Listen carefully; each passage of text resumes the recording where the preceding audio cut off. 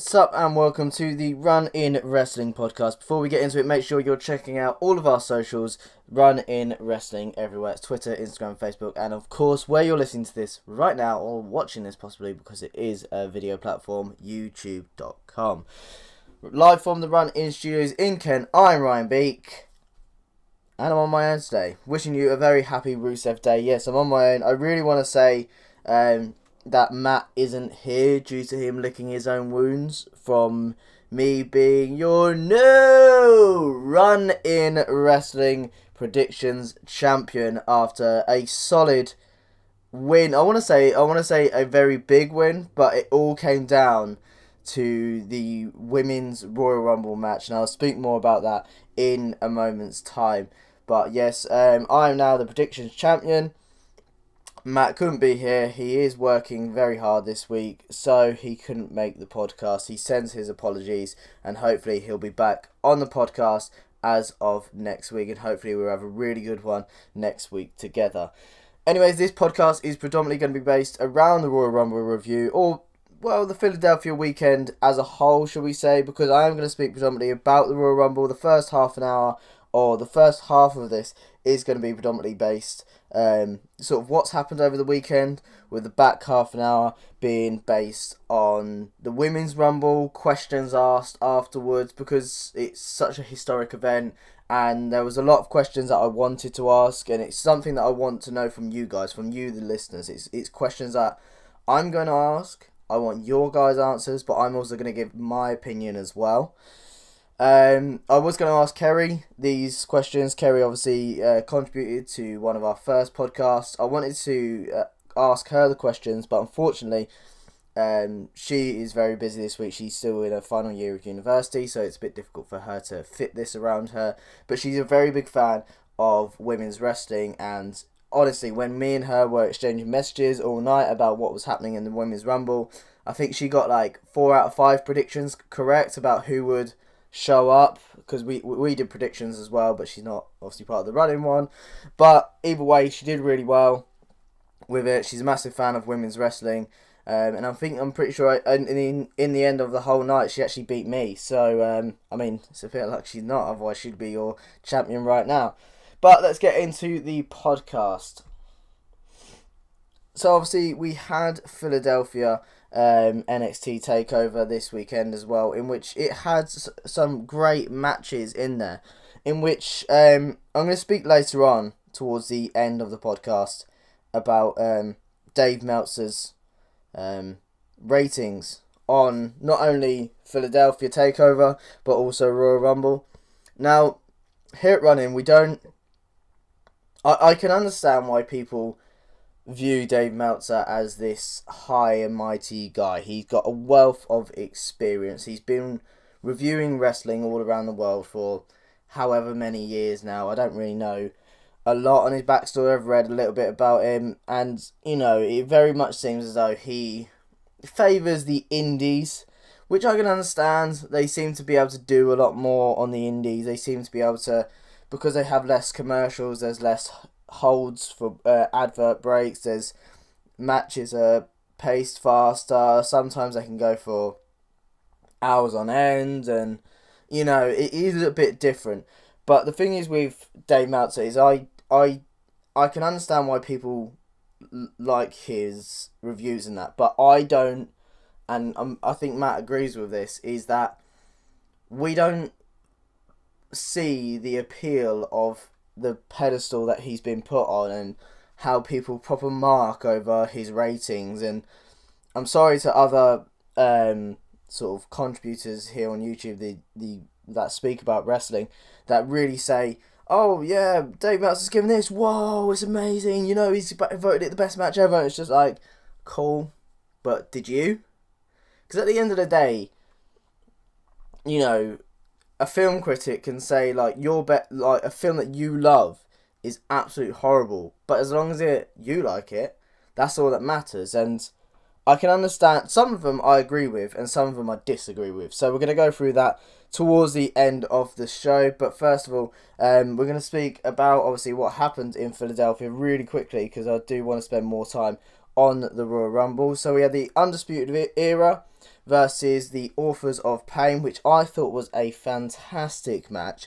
And I think this is one of those matches that really shows how you can have big guys versus little guys without the big guys dominating the whole time because they're big, like they normally do with Braun Strowman, obviously on the main roster, and how they can have the little guys come along and just, I don't know, when they're working as a team, it's so fast paced, and it just shows that they don't have to have like the little guys win by cheating or by, I know they won by a roll up in a way, but after what had just happened, it was understandable that it was done via a roll up. But it was still a great match. Obviously, Undisputed Era kept their tag team titles, which now recording on a Thursday. This should be coming out on a Friday. It seems as though Undisputed Era are going to be defending their titles again, but on an NXT taping against Insanity. Obviously, they're due their rematch, so that should be a great match. But come on, I've been watching NXT for a little while now, and even I feel that Authors of Pain need to be sent up. I mean, especially what happened on SmackDown this week. So they obviously had the Usos saying lockdown about everyone, everyone that they defeated, which is, those bars that they put in were a bit odd, bearing in mind that one of the Usos was in overnight prison for like a night last week. So that was a bit risque, WWE. That was very risque, shall we say.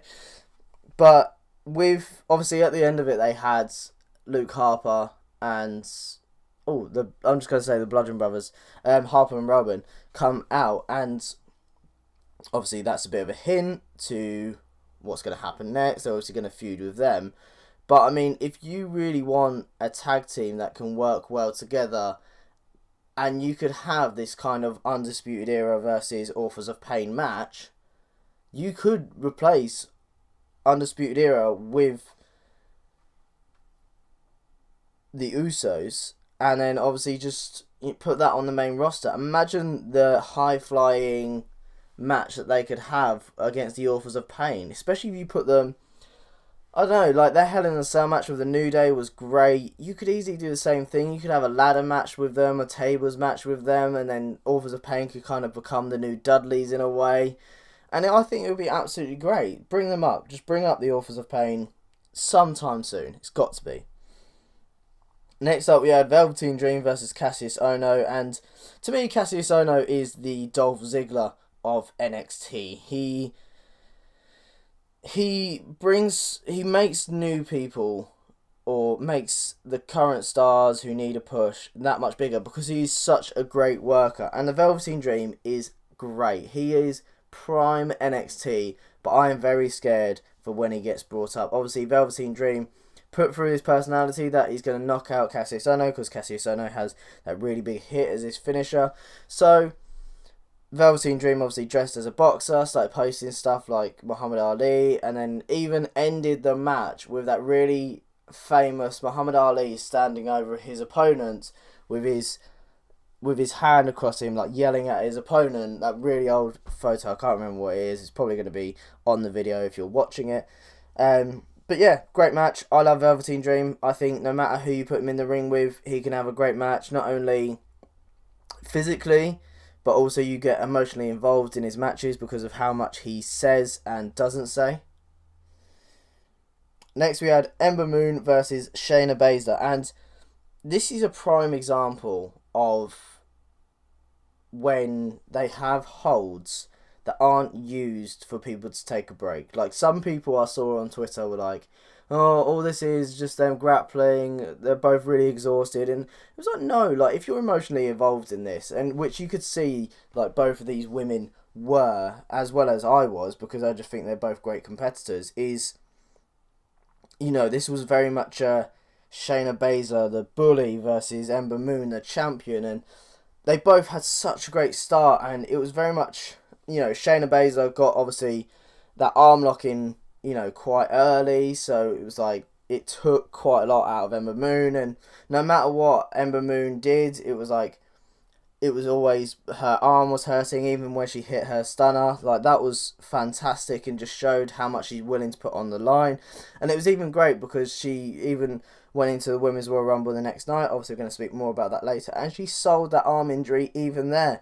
Fantastic. And obviously, to win it via what happened, that roll up in a way, was great because you can carry on this feud. Like, it doesn't have to end there. It doesn't have to be, okay, well, Ember Moon won, Shayna Baszler goes to the back of the line. No way. This now becomes, Shayna Baszler dominated that match and took so much out of Ember Moon. And if you've ranked this on points, like if you did rounds and you split this like match up into 12, Shayna Baszler would have easily won on points. So I think that's where that's going to go from there. Next, we have the Extreme Rules match with Aleister Black versus Adam Cole. Baby! I'm not really shouting that because I don't have an equaliser bot on my computer, so if I shout it, my mic will probably break. Aleister Black versus Adam Cole. Great match. Just always fantastic match. Two people who, no matter what, will obviously always put on a good show. Obviously, this all started from a very heated rivalry of Adam Cole costing Aleister Black quite a few opportunities down in NXT on the tapings. And this match just proved everything, that even before everyone got involved, this was great. They told a real story of how Aleister Black didn't want to use weapons, but would end up using them in the end because of Adam Cole. They did flips. Aleister Black took like a kendo stick to the stomach after a bounce off the ropes, which was really grim. And then Adam Cole obviously got sort of AA'd, I guess it was, onto two chairs, like the top of them, which, is painful. Like, I whacked my elbow last night on the top of a chair, and even that hurt, but he literally went straight onto his back. And again, I don't know whether it was a sell of an injury or whether he is actually injured. Not injured, but like obviously minorly damaged. But obviously he was bandaged up to go into the men's rumble. But again, fantastic match. Undisputed Era, the rest of them came in and got involved, and Insanity got involved. Killian Dane jumped on top of everyone, which kind of made me laugh because just before that, obviously whoever was doing the directing must have gone, oh yeah, let's put the camera on Killian Dane, and you just see Killian Dane talking to Adam Cole saying, don't worry, I'm going to jump on them, and then did it. And it was so funny. Like, if you go back and watch it, you can actually see it in Killian Dane's mouth, and it's just hilarious because I was just like, oh, they weren't meant to show that, but it just goes to show you it can happen, and they do talk to each other in the ring, and it was great. Obviously, it's now set up for on NXT tapings, as I said, Insanity versus Undisputed Era, and Adam Cole versus Killian Dane. Obviously, a fantastic, huge guy from Scotland, right here in the UK.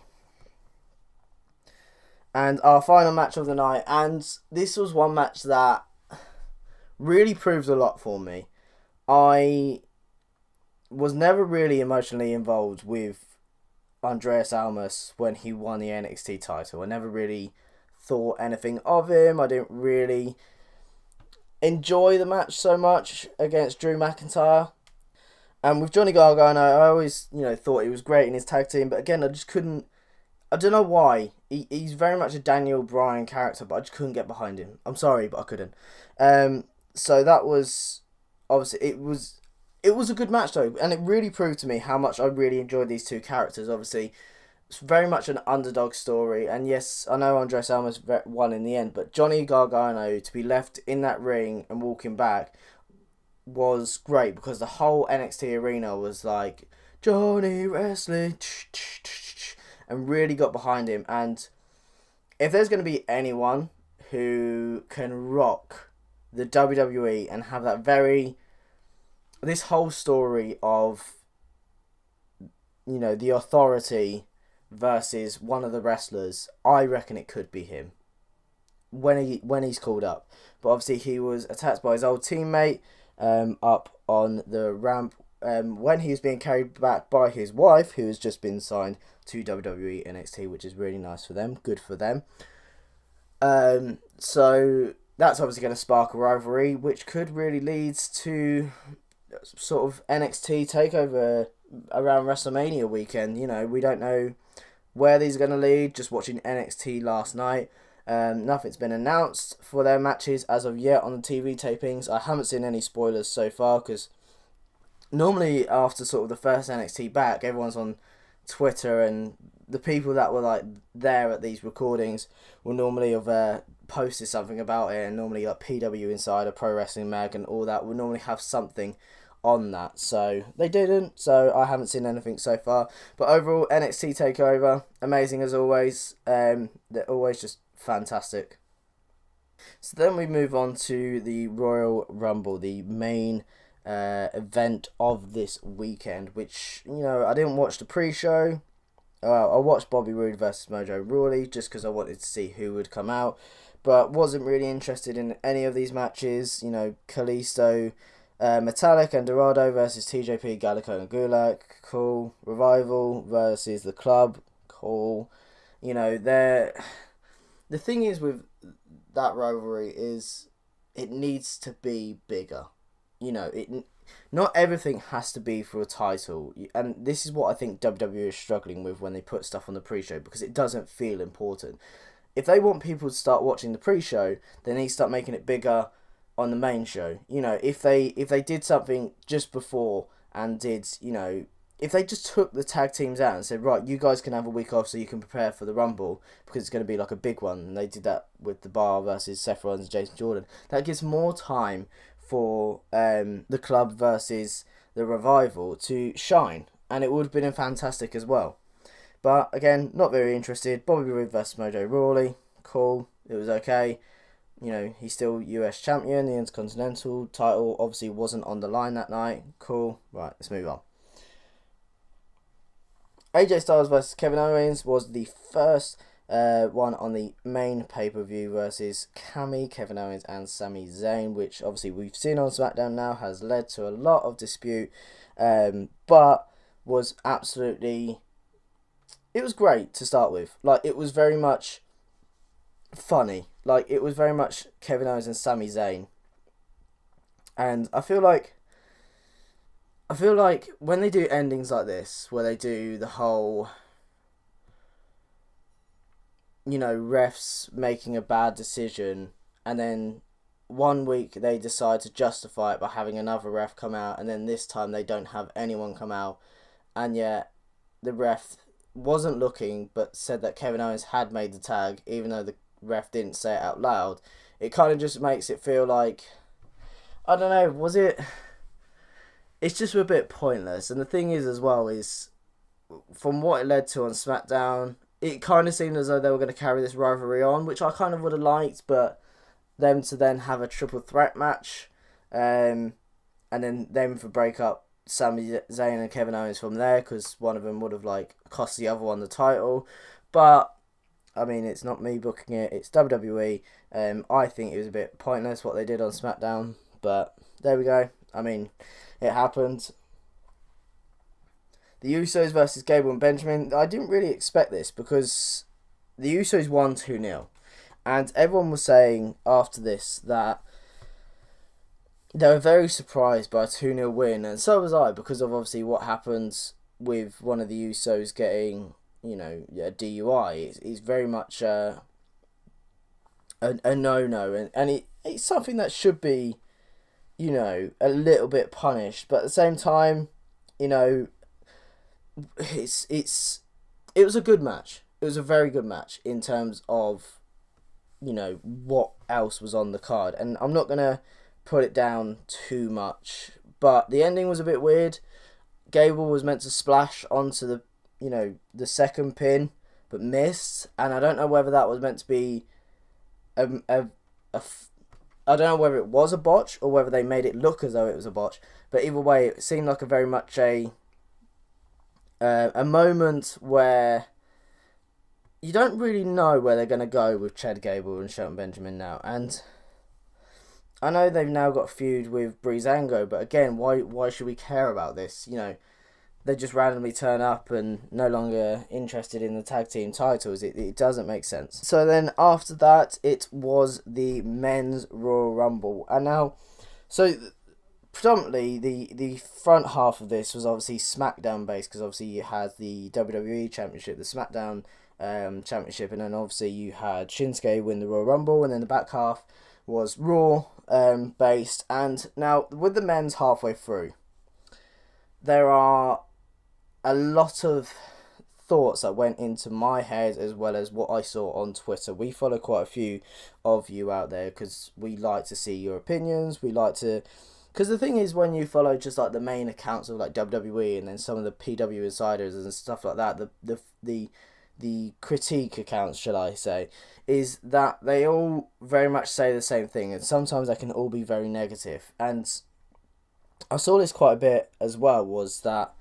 they were saying that the men should have been last. They are the main event, because they're going to be main eventing WrestleMania. The women shouldn't have been last. And it was very much, I saw quite a lot of attacks from pro and against the women's being last. And I am on the side of the women's Rumble should have been last. And I don't know about you guys. Let us know in the comments below whether you agree or disagree. But I think no matter what, I feel like no matter where you had the men's and the women's, one was always going to take away from the match after. And I thought, as the women's is a historic one, I feel like they should go last. So I don't know where they're going to go from here. It's going to be another question for later on. But I feel like it should have gone last because it was the first one, so it would make more sense. It seems more historic that they main evented the pay-per-view. But with the men's, was great. The men's was great. I feel like it was one of the ones that I most enjoyed in quite a while. Definitely did enjoy the finishes of the last fair few, but even throughout this one, I mean, let's just give it a quick rundown before we move on to the back half of the pay-per-view and the Women's Rumble. Is you had, obviously, Balor and Rusev starting off. Obviously, two of the most over guys amongst the crowd. Maybe not in the back, but amongst the crowd on Raw and SmackDown. Obviously, you've got Rusev Day and you've got Balor Club, which everyone loves. Corbin then come in, got eliminated by the EC Dub Rhino. Finn then eliminated Corbin, which caused him to attack Finn and Rusev on the outside and attacking Heath Slater on the way to the stage. And now, can I say about this? I feel like they did this quite a lot with the women's especially. And they did this in some parts of the men's, obviously not with the New Day. But it seemed as though as soon as their tag team partner went out, they came in. So Rhino got eliminated, then Heath Slater went in.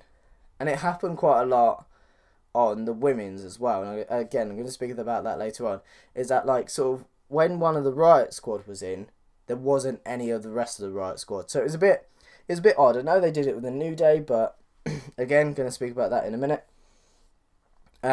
So Heath Slater getting attacked on the stage obviously allowed Elias time to sing before he entered the Rumble. His bit was great. Elias is fantastic. I really didn't enjoy his gimmick at first, but I thoroughly enjoy it now.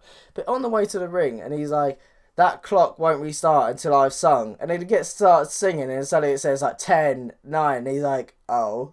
Whoever he spoke to in the production truck obviously didn't have his back and was like, guys, just told Elias that he can perform, and I'm not going to do the clock until he's sung his song. Watch this. Gets halfway through his song. 10. And then you just see the shock on Elias' face. He sold it very well. Was fantastic. Obviously, it was meant to be Ty Dillinger at number 10, but didn't make it because he was attacked by Kevin Owens and Sami Zayn backstage, which was great. Sami Zayn entered, but I know Kevin Owens didn't because he's obviously got that niggling injury, which kind of makes sense that he didn't go in because you don't really want to aggravate it anymore. But I now that I've watched SmackDown, I can see where this was going, because obviously Kevin Owens got pinned on Sunday and Sami Zayn was the one that got chucked out of the Royal Rumble. and obviously it's led to them two now belittling each other. But at the same time, when I was watching it, I was just kind of like, it's a bit pointless. Didn't really see the reason why he had to go in. I know they wanted that shot at WrestleMania, but at the same time, you either put both in or neither, in my opinion. But that's just how it goes. Number 11 was Sheamus, who, like the rest of everyone except Big E, attacked Heath on the way in, put Heath in the ring, and then Heath just bounces off the ropes, eliminates Sheamus straight away, but it was on his birthday. And that's kind of what led me from there. I thought, no, they're going to win the tag titles. That kind of gave it away for me that they're going to win the tag titles. Like, they eliminated Sheamus within a couple of seconds on his birthday.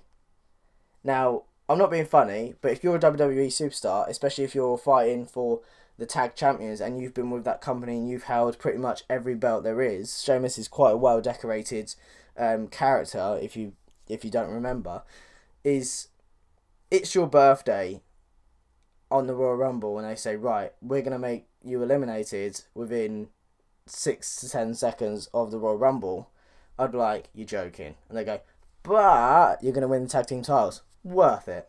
Totally worth it. We had NXT champion Almas come into the ring, who, again, after last night's performance against Johnny Gargano and him in the ring taking a flying RKO off of Randy Orton, was fantastic. Couldn't fault him. He got involved with quite a lot.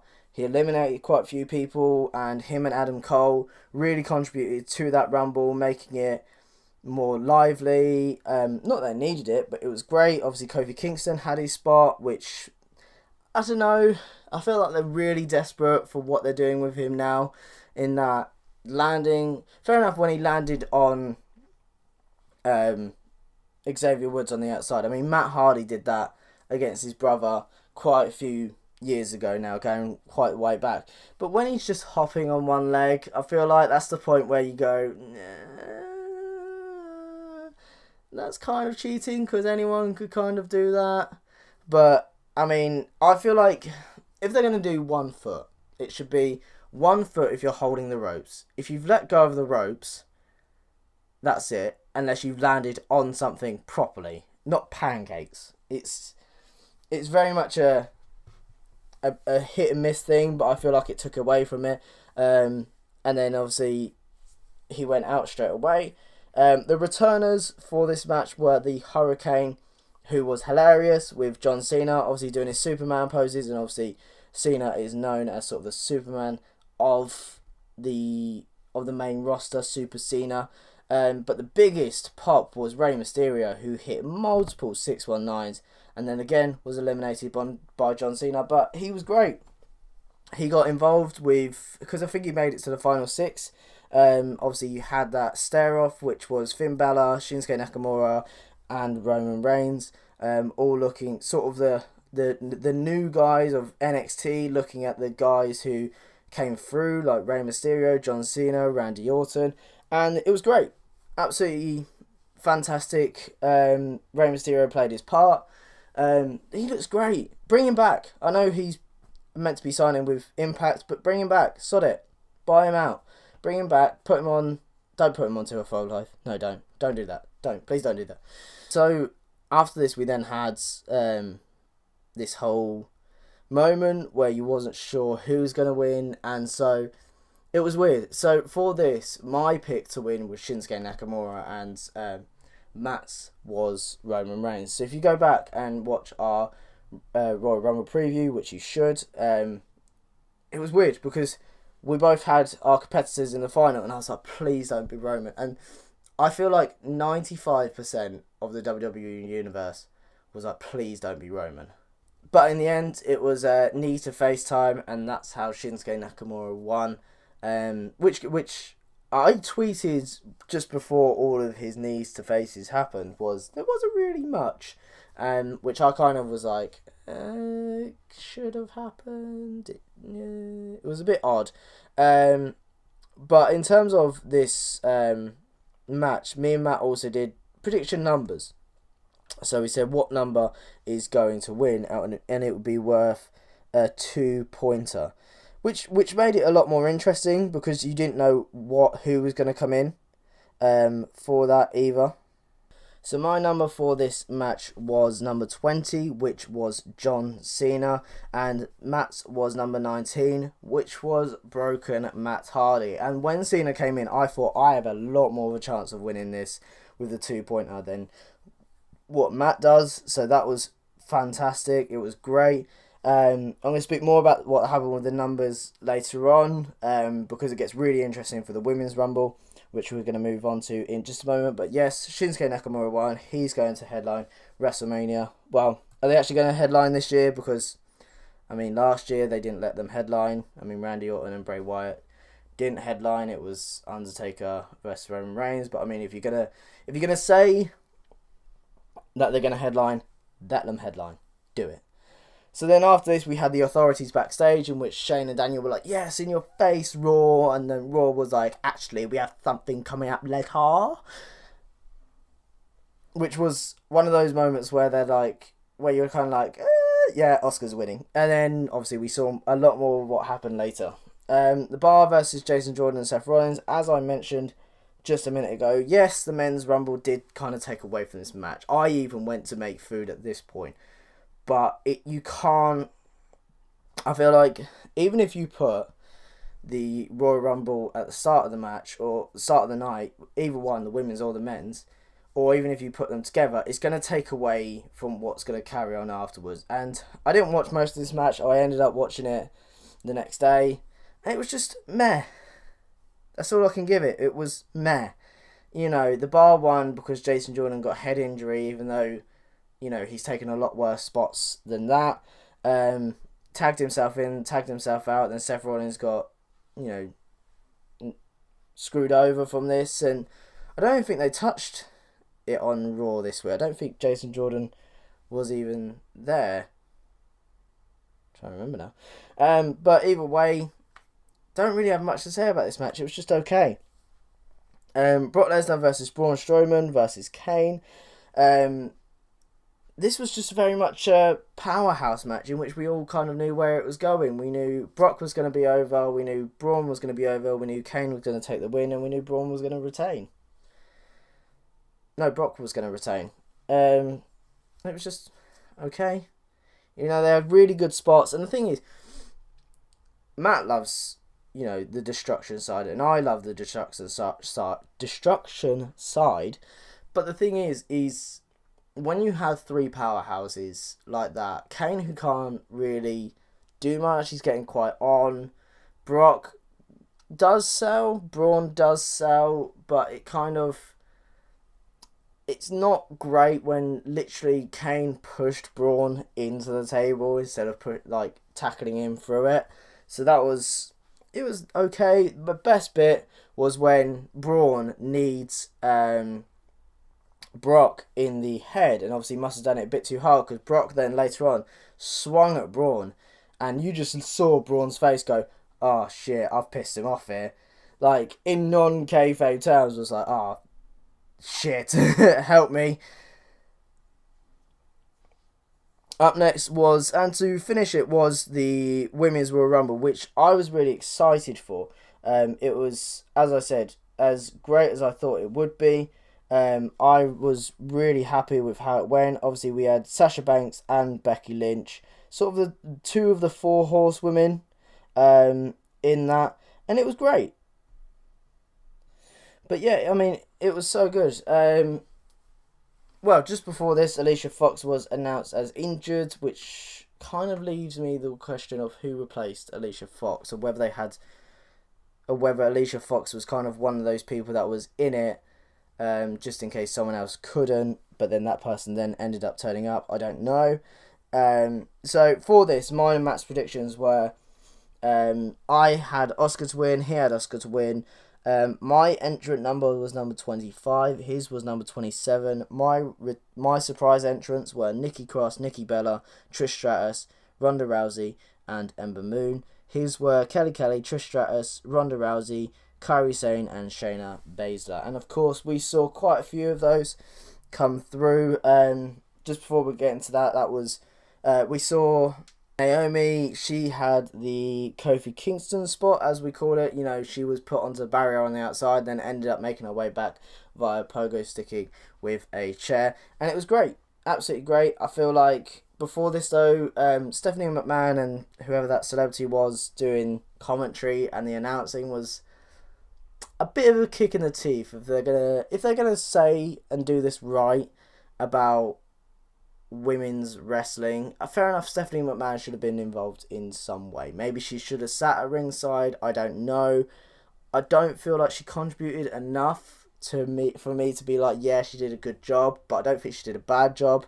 And in terms of ring announcing, I know you want to bring in like celebrities to give it that glam factor, but bring in Lillian Garcia. She was great as a announcer for ages. She could have sung right at the start of the Royal Rumble if you wanted her to, like at the whole pay-per-view. And in terms of commentary, I mean, bring in Renee Young. I know she did the pre-show, but you then could have said to her, okay, come and do the commentary. Because she was great. She is great. I think Renee Young has such a great spot, and especially with Charlie now, I think them two as female interviewers and presenters, I think them two have got very far in terms of where women would be in those backstage segments. I feel like they're the ones who are thoroughly leading the way quite a bit, and they're both doing such a great job with it. Whether they're interviewing men, whether they're interviewing women, they really play their spots, and they're really good at it as well. This is the part where we start speaking about what happened in the Women's Rumble. Obviously, there were so many returners. There was so many. This was more of a nostalgia sort of concept to the Rumble, because yes, I know they had 18 to 20 normal main roster women. Obviously, you didn't have Alicia Fox, didn't have Paige, didn't have the women's champions in there either. But they only had 2 NXT stars, which was Kairi Sane, which Matt guessed, and Ember Moon. And Kairi Sane, she's so ready for main roster. She held her own. She did so well against Dana Brooke and people like that. Ember Moon, obviously they had that bit with her and Asuka in the ring, which was great. Absolutely fantastic. She really sold that she still had this injury, and I'm presuming it is mainly just to sell. But even with, she lost because of her arm as well. Like, she got knocked out because of it, which again was great. It was fantastic. Can't wait to see what Ember Moon is going to do next. But to only have 2 NXT stars was kind of a bit meh to me, when you could feel like you could have had more. But I mean, if there was a year to ever celebrate the history of women's wrestling in the WWE and what they've all been through, I suppose the first one is the one what they want to do it with. So it was great. I mean, you had the likes of Kelly, Trish Stratus, Bella, and a fair few others, Beth Phoenix, everyone. They were all good. Jacqueline, they were just so good. Molly Holly, they all played their part. Obviously, they all had their segments where they, had something to do with the Rumble, but it was so weird. So, obviously, both me and Matt picked Asuka to win, but my number 25, which was my random number 1, was Asuka, who won it, so I got 2 points. It all came down to that. And Matt's was number 27, which was Nikki Bella, who, towards the end, obviously, you had Sasha Banks, the Bella Twins, and Asuka. They all teamed up on Asuka, and then in the end, they ended up knocking out Sasha. Then Nikki knocked out Brie, which I thought was quite a moment that I don't really know if it needed. Like, if they were on the main roster and they were together and then feuding, yeah, fair enough. But they're not. They're not feuding. They're not on the main roster as of yet. And I feel like that you can't then suddenly, if you're going to bring them back, don't bring them back together, because it wouldn't make any sense now. It just doesn't make any sense. But in the end, obviously, Asuka won. Great moment, because of, we all kind of predicted it, but it wasn't one of these predictions where, like Randy Orton last year, or Roman Reigns in his past, or Triple H or whatever, where we're just kind of like, yes, we know he's going to win, hurry up and get on with it. It was very much on edge, and I feel like they booked it really, really well with Nikki Bella. and Asuka right to the end. I feel like it would have been a shame if Nikki Bella had won. I feel like it would have been quite a kick in the teeth, bearing in mind that she hasn't wrestled in ages and she's been doing other stuff, and she's married to John Cena. It would just easily take away from it. Then at the end we had this whole scenario which they tried to do with the men's. They tried to copy it, but it didn't work. So they had obviously Asuka standing in the ring with Alexa Bliss and Charlotte, and then they were kind of like, who do you decide? And then whose music hits? It's Ronda Rousey, woo! Which was great. I still get chills whenever I see this. They replayed it on Raw and SmackDown, and I got chills both times. I feel like everyone was sort of like, yeah, Royal Rumble's done, whatever. And then her music kicks in, and it was for her to have Rowdy Piper's theme, sort of in terms of the writing style, the rowdy part, and his actual jacket, which was given to him by his children, was great. It all played its part. I feel like they could have done a bit more than just have her keep pointing at the sign. I think she pretty much pointed at the WrestleMania sign like 4 or 5 times, and then I feel like Stephanie McMahon didn't sell her part because she made out that she didn't know. Either she should have been more, oh, I didn't know, therefore shakes her hand without less of a smile. But I suppose when you're in that moment, you're shaking the hand of Ronda Rousey live on TV, you kind of have to smile. You kind of like, what's happening? Or she kind of had to have this whole thing of, no, I didn't know. Oh, hi, Ronda. Shake your hand. Welcome to the WWE. I didn't know about this. Of course I know about this. I didn't know about this. Of course I knew. But again, it was great. She stood up on the ramp. And that's where it leads us. It was a great pay-per-view. And this is where it's going to lead me into my questions. This is the moment where I really want you guys to get involved. I really want comments on this, or tweet us, or Instagram us, Facebook us. Preferably comment just on this video. Subscribing at the same time would be good as well. But these are the questions that I was going to ask Kerry and Matt, but obviously they couldn't be here today. And these are the ones about the Women's Rumble, because this is the historic moment, and this is what I want to focus on as well, because it's alright us saying, talking all about the men's, because they always get recognition. We always know where they're going to go. They're always in the spotlight. This is the one night where the women really outshone the men, and it's really what I want to focus on. So my first question is, who do you think replaced Alicia Fox? Because obviously I asked this earlier. I feel like she had this spot where she was in it, and they said to her, right, if so and so can't do it, you're in it, but if they can do it, you're not in it. And they say, chuck you an extra $5,000 or whatever. Which, I mean, it sucks for Alicia Fox, because I feel like, bearing in mind, she's been on that main roster a lot more than some of those other women. Yes, she's not had the biggest of pushes, but at the same time, I think it would have been nice for her to be involved with that. It's a bit heartbreaking as well to not be involved. My next question is, was this a year of nostalgia for the Women's Rumble? And I mentioned this earlier, is I suppose if it's the first Women's Rumble, you have to, because you have to celebrate it. But the thing is,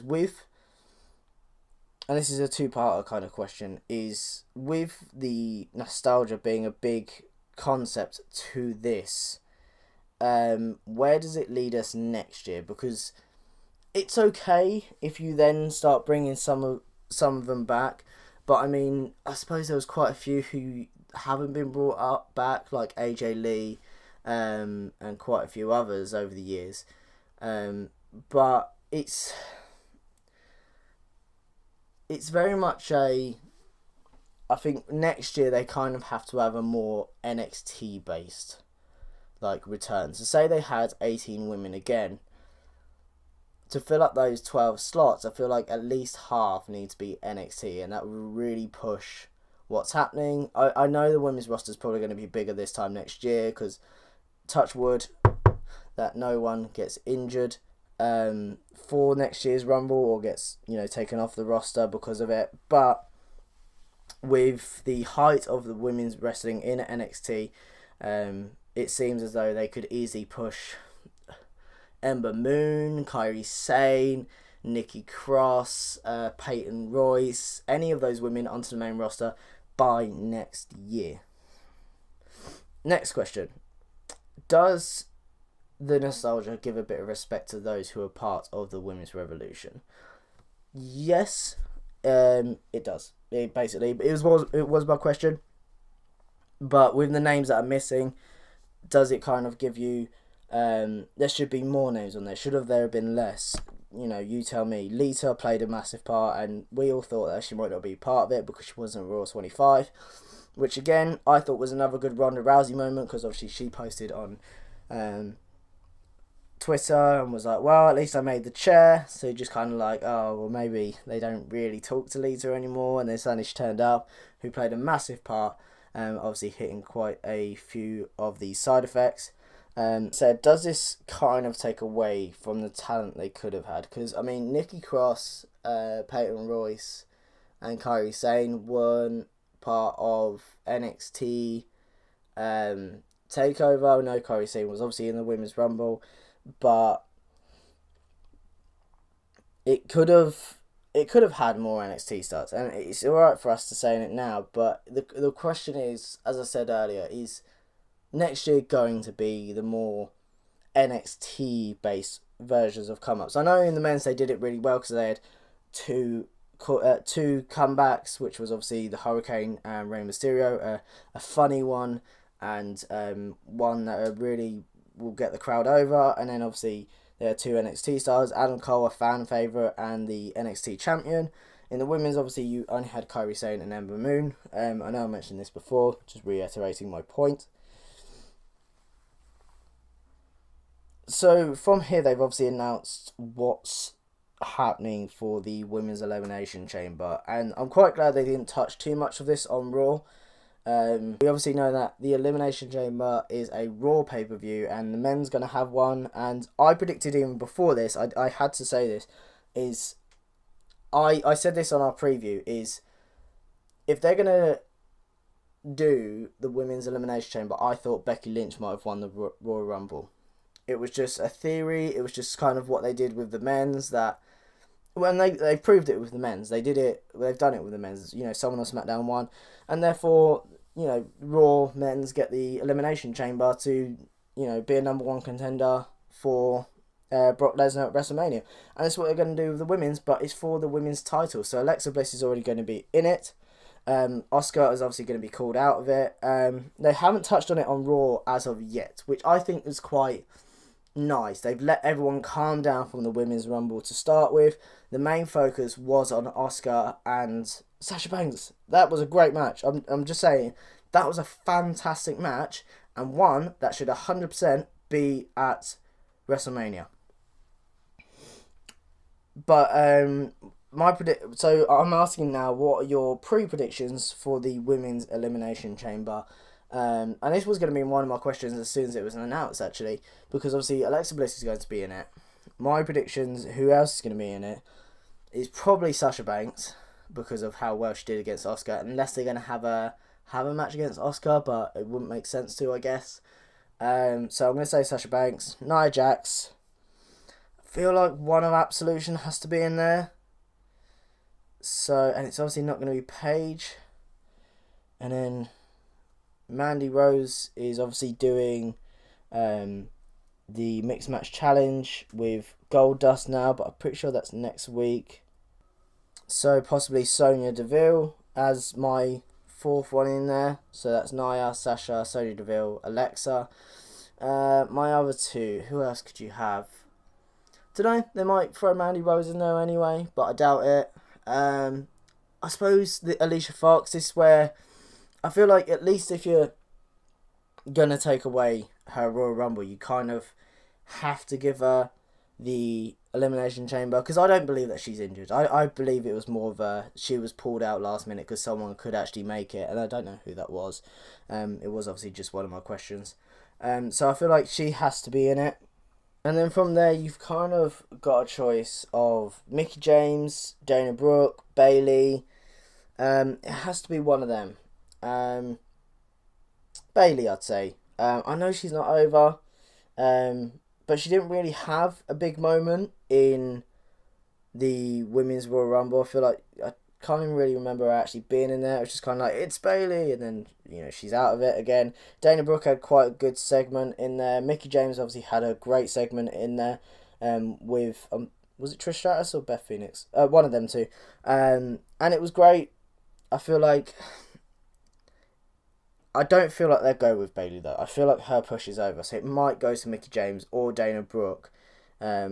Because Dana Brooke can put on really good matches, and I feel like her toughness, you know, because she obviously did quite a lot of, you know, powerlifting and, you know, those competitions where people bronze themselves up, and that is where the Elimination Chamber she should be, especially if she's against Sonya Deville and Nia Jax, who obviously are quite, you know, powerhouses in that women's division.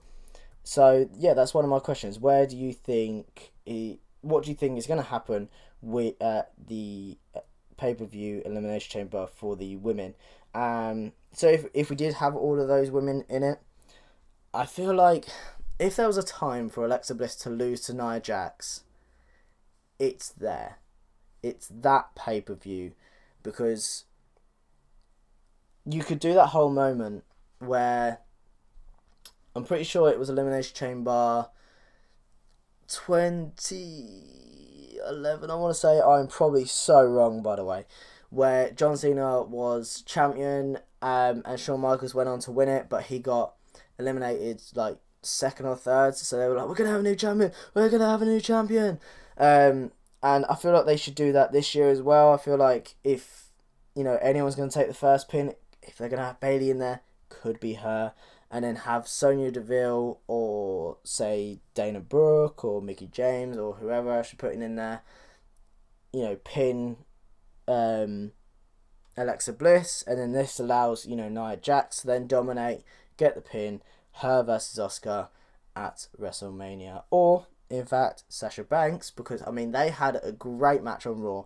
And if there was ever a time in which they both took really big bumps, can I just say, if there was ever a time for them to show how good they are and how much Sasha Banks really deserves a title push, it was then. It was there. Especially now with her starting to turn a bit heel, I think that really makes an impact as well. So my next question is, where do you think and where do you want the women's division to go from here? Should it have its own show? Should it have more time amongst the men? What? Now, this one I'm going to leave as a very open question, and I'm not going to answer it myself because I really want to know what you guys think without me saying anything. I have quite a lot of points on this, but all I'm saying is they should have something else. They should have more than what they've got now. But do you think that they should have more? If so, what? If you think that they should have less, if so, what? I would disagree with that second one. But it's opinion. Let me know in the comments.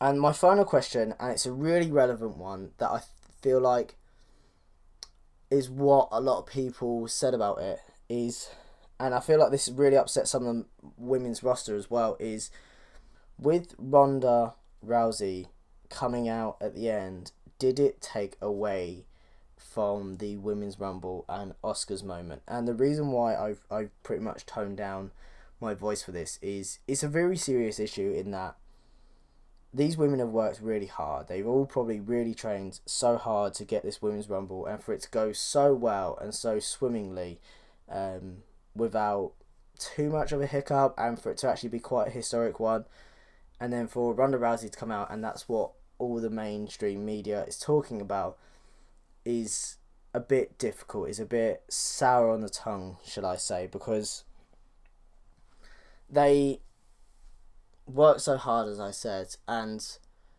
I can understand where WWE are coming from when they want the mainstream media to talk about WWE. I mean, if anything's going to get the women's roster a lot more views, a lot more interest, it's UFC fans. They're going to come over to here and have a look and see what it's like. And is this better for WWE? Yes. Is it better for business? Yes. Do I believe that this took away from Asuka's moment and the Women's Rumble? In a way. I believe that we should no way discredit what happened in the Women's Rumble, and we should no way discredit how hard Asuka has worked and how much she won. I feel like just the 5 minutes afterwards that happened should have been Ronda's moment. And yes, I know they touched on it quite a lot on SmackDown and on Raw, quite a lot than they did with what happened in the Rumble. I feel like if this wasn't there, they would have shown a lot more highlights into what happened, or a lot more photos, or would have spoke about more about who returned. So I do think this does kind of take away from it, and that it's a question. So my questions are for this, and it's ones that you guys can let me know in the comments below. It would be great to hear what you think, and I might even speak about them in the next podcast, I might not. Who do you think replaced Alicia Fox? Was this year of nostalgia for the Women's Rumble? Does the nostalgia give a bit of respect to those who are part of the Women's Revolution? Does this kind of take away from the NXT stars? With those who returned, who else do you think should have? What are your pre-predictions for the Women's Elimination Chamber? Where do you want the women's to go from here? Or what do you think is going to happen?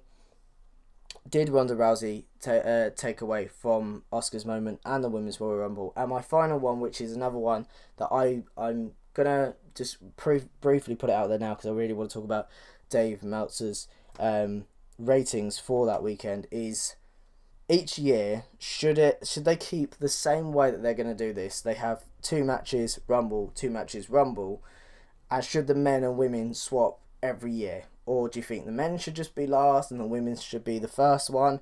Should they change the order and have the women's at the start and the men's last and then swap there? Or how do you think that they should have done it from here on out with that? So that's a general one. It's not just about the Women's Rumble. So in terms of Dave Meltzer's ratings for this, for NXT Philadelphia, I feel like this was, I don't know, I feel like all matches that night were worthy of at least 3.5 stars, because if you're not an NXT fan, you would be after this. Undisputed Era versus Authors of Pain was a great match, which you emotionally got involved with. 3.5, yes, I agree with that. Velveteen Dream versus Cassius Ohno, he gave a 2.75, which I don't agree with. I feel like that was at least a 3.5, because before this, there was no emotional involvement in this. There was no build-up. There was only what they did on social media. But what they did in the ring made you think this was a rivalry. This could have been, if there was build-up to this, this could have been put together as big as Velveteen Dream versus Aleister Black last year, as Pete Dunne versus Tyler Bates last year, all of that. Ember Moon versus Shayna Baszler, I can understand why he gave it a 2.75, but again, I feel like it should have been more. I feel like both women were showing their technical ability. I feel like it was very much an underdog story. It was very much a, yes, we all knew Ember Moon was going to win, but there was kind of points where you were like, is she going to tap out? And that's what the part that I think should have given it more is, you thought one thing when another thing happened, and when she hit her stunner off the top and hurt her arm even more and even didn't go for the pin, you really believed that she was injured, and she even sold that injury in the Women's Rumble. So he gave it 2.75. I feel like it should have been more than that. Aleister Black versus Adam Cole, 4.25, agreed. Fantastic match, couldn't get enough of it, couldn't stop watching. Andreas Almas versus Johnny Gargano, 5 stars. Now it seems again, if this was the same match on the main roster, would he have given it 5 stars? If this was the exact same match, it had all happened the exact same build-up, but it was on the main roster, not NXT, would he have given it 5 stars? Don't know. It was great though. It was a really good match, and I wouldn't have given it 5 stars. I would have probably given it the same as Aleister Black versus Adam Cole. Maybe that's because I like more brutality than that.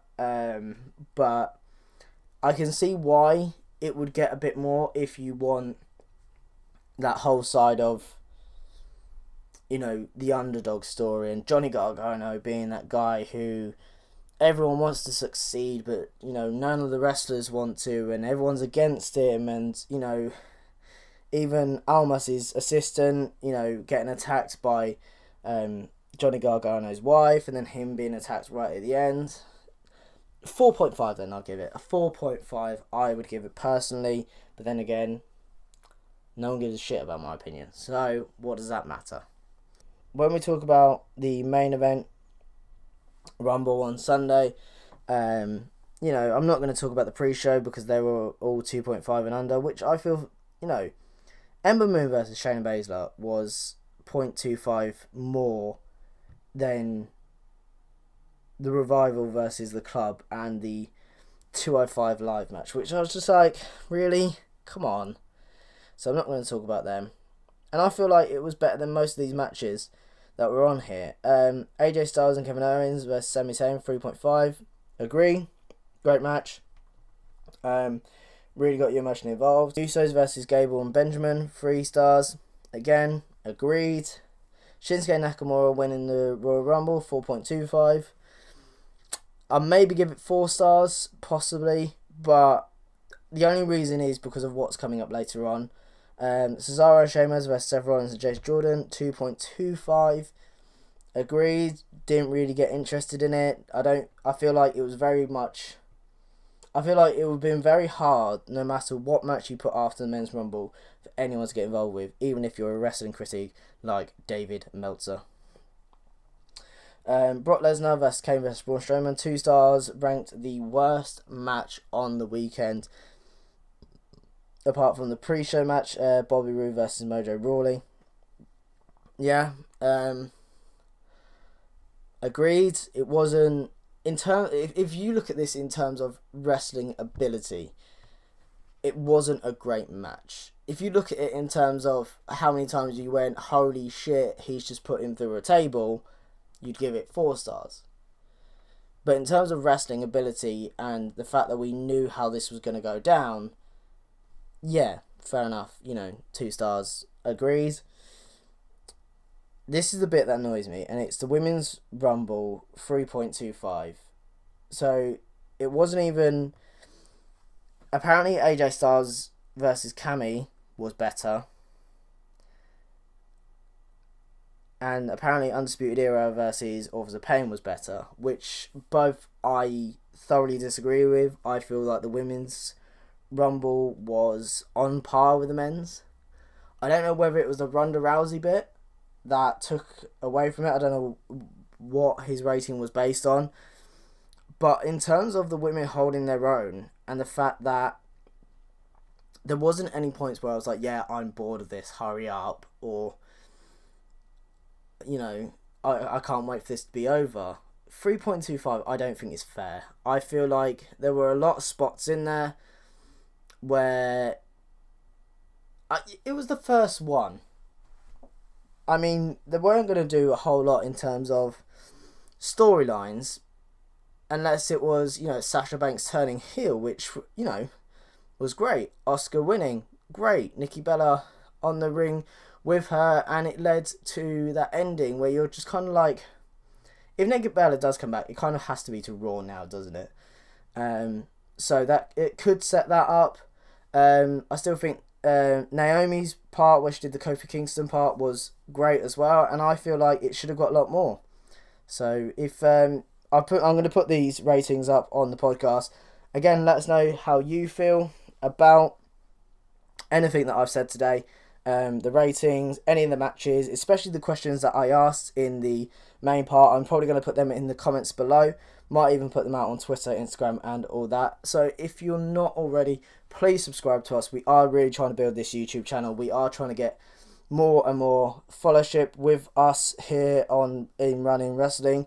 We really want to grow. We really want to be able to make more content, but we can't do that without you guys' support. We know we're getting more views than we are subscribers. So if you are viewing this and you are listening, please subscribe, hit that bell for more notifications. Check us out on social media. It's Run In Wrestling everywhere. It's Twitter, Facebook, Instagram, and of course here on YouTube, live from the Run In Studios in Kent. I've been Ryan Beak. We still can't do goodbyes. Ciao.